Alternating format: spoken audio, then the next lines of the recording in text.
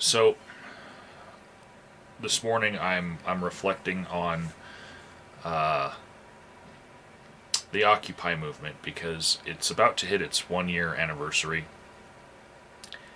and it's gone to shit in my state.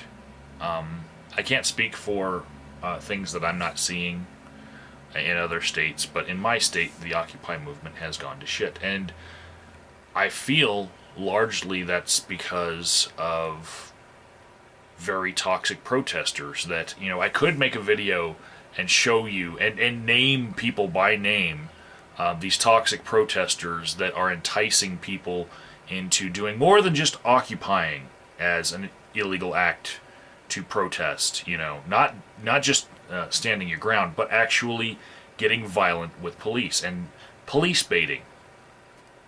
And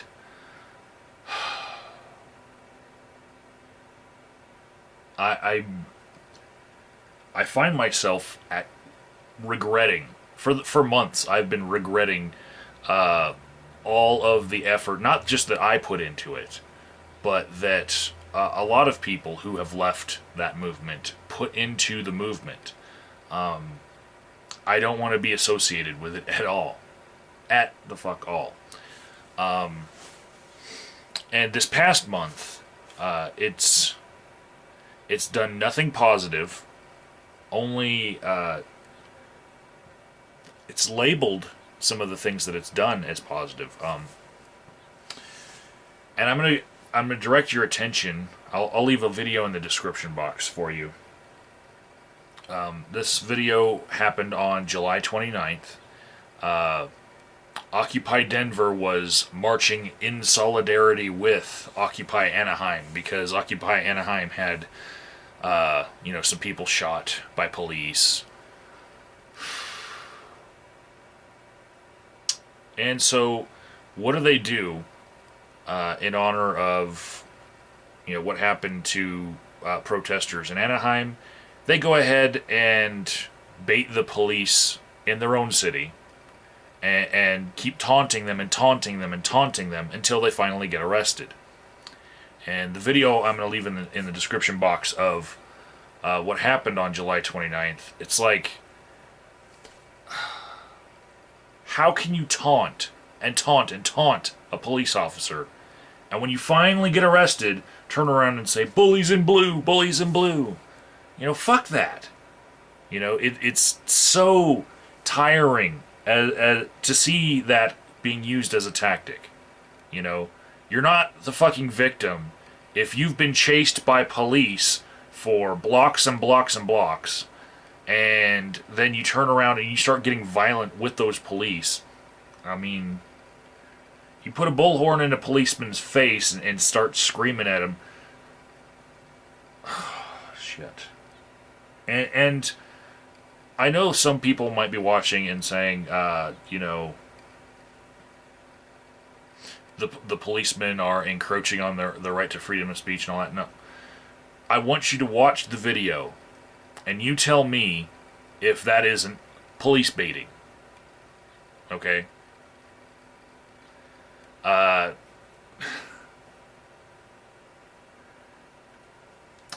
then,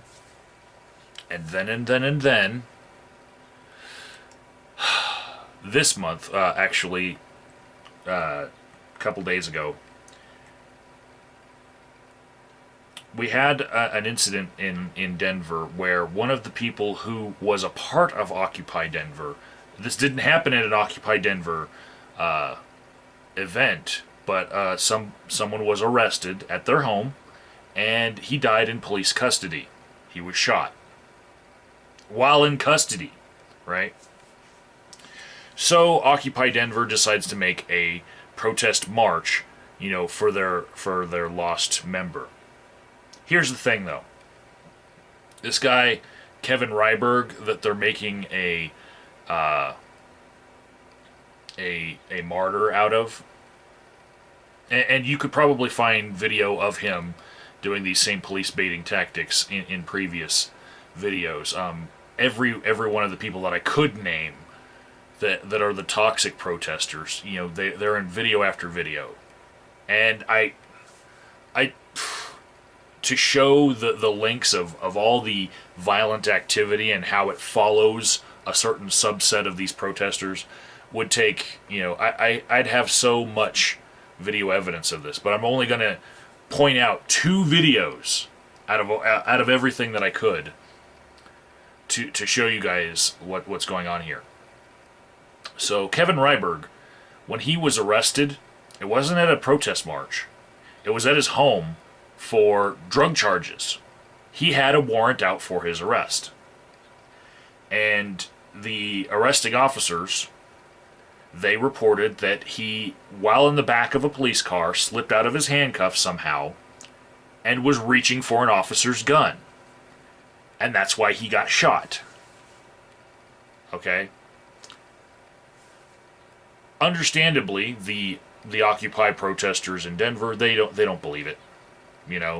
They think that the police had a vendetta against this particular protester, and that they, arrested him because he was a protester, and that they wanted to shut him up, and they were tired of being screamed at by this particular protester, and so they arrested and killed him. But I actually have no reason whatsoever to believe that this was not a proper shooting. That the suspect Kevin Ryberg, he was in the back of that police car and did exactly what these policemen are reporting. He slipped out of his handcuffs and tried to grab for a gun because he was facing a very long time in jail, on these drug charges that he was arrested on in his own home. So, and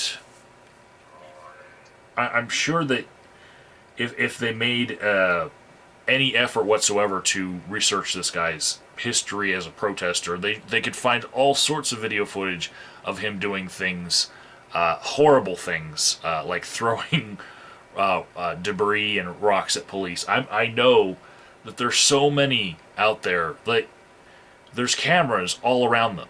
Their cell phone cameras are everywhere. And they keep posting the videos to all their YouTube channels because they feel like they're tough every time they take a pot shot at police and don't get caught.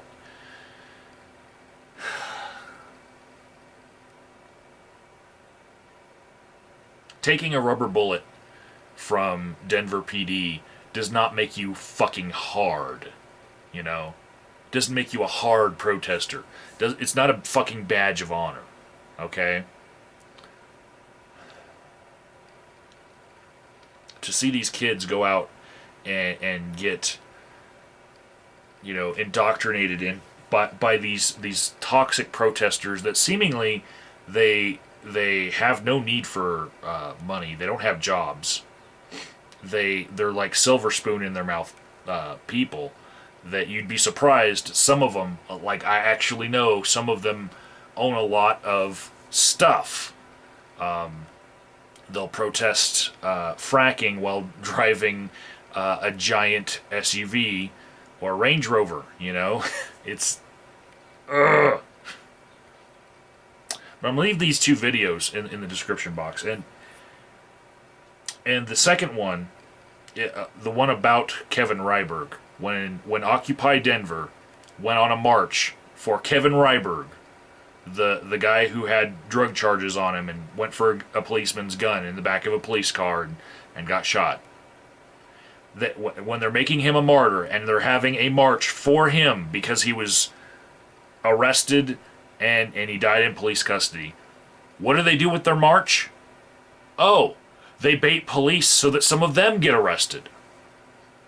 So they protest a guy getting killed in custody, and they think it's a good idea to get themselves arrested.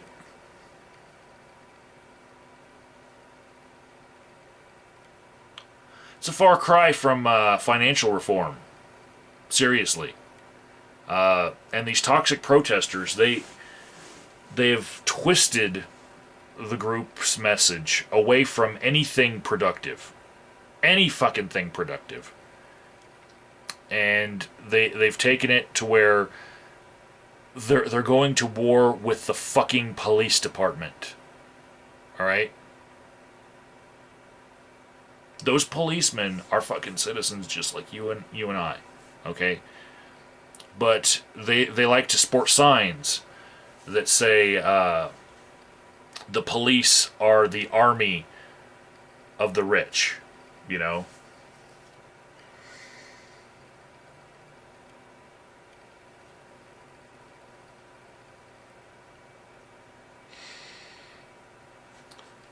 I'm also going to leave you a link to. I'm going to leave you two news links. One from a reputable news organization, CBS Denver, where they covered Kevin Ryberg's death in police custody.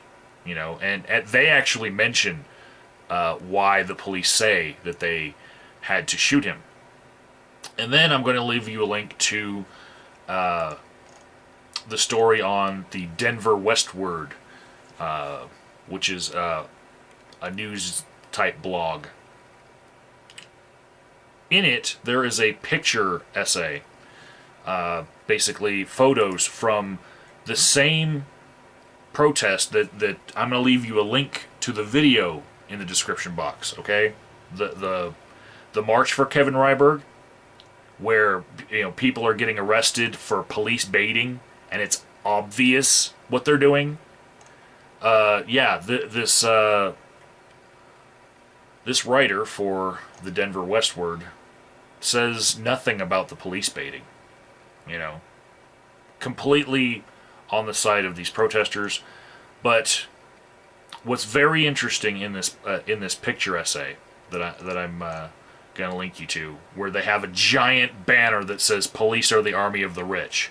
Just let's piss off police right away. In this picture essay, you will see Occupy Colorado Springs protesters, what's left of them, and especially I want you to know that not one flag type banner that I'm seeing in these pictures, not one of them, is from Denver. It's from the toxic protesters that completely destroyed Occupy Colorado Springs. And now, since they don't have anyone to follow them in my city, they've moved on to Denver. And they go up there to spoil everything that they do.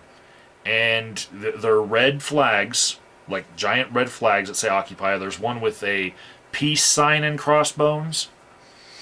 All of these flags are actually the property of some specific protesters from Colorado Springs that are toxic to every movement that they ever come across.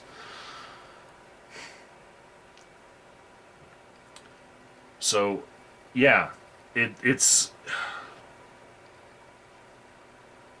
in videos on my own channel. I could show you, like at the We Are Women March, the original one, where some of these protesters showed up, because you can't have a fucking organized event at all without these fucking toxic protesters showing up. And with a stage full of, elected officials that were, speaking in favor of women's rights, you see these protesters trying to get their signs onto the stage, in the background, trying to hijack the whole fucking thing. They're fucking toxic. This is why we can't have nice things. Also, in this picture essay on the WestWord blog, I want you guys to notice the sign that says, "Officer Ricky Nixon, please die. Sincerely, Occupy Denver." They've picked out an officer specifically to say, "Hey, we want you to die." If this specific death threats, not just the police or the army of the rich, and we want justice for Kevin Ryberg on giant banners. Even though I've got no reason to doubt what the police said that he did, no reason at all, and him having the arrest warrants already out for him for drug charges. I'm sure that these whack jobs, they'll say, "Oh, well, that was just manufactured." No,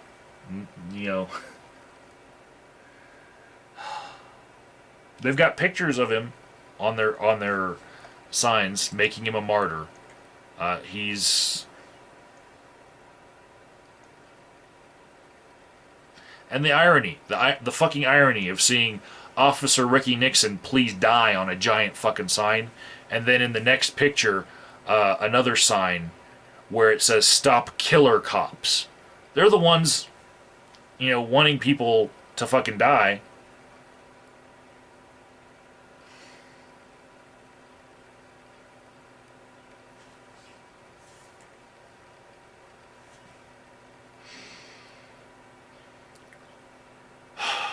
So yeah,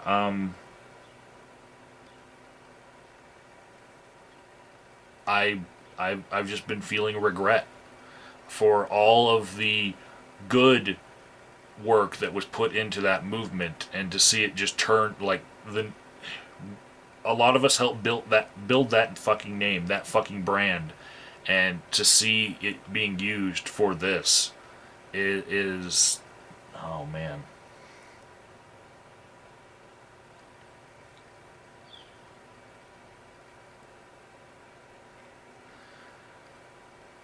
So those of you who've been wondering why I don't put Occupy videos on my channel anymore, and why I haven't been a part of them, this will answer that question for you. And follow the links in the description. That'll give you everything that you need to know about why I won't be celebrating the 1-year anniversary of Occupy.